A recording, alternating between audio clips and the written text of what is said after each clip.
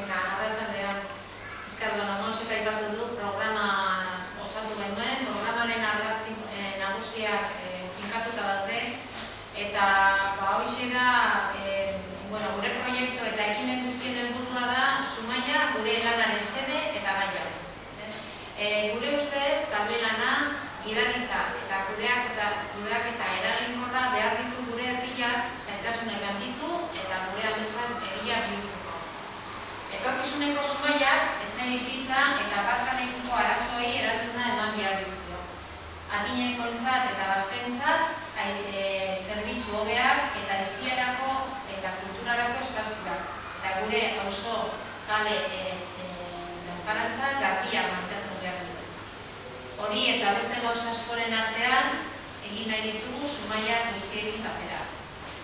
Gure proiektuan hizpidea dira estimua, elkarbizitza, iraunkortasuna, gure ingurumena hobetzea eta azken batean pertsonei eta ingurumeari zor diegun errespetua. Negoziatzeaz eta erabakitzeaz mintzo da gure programa, aurrera egiteaz mintzo da.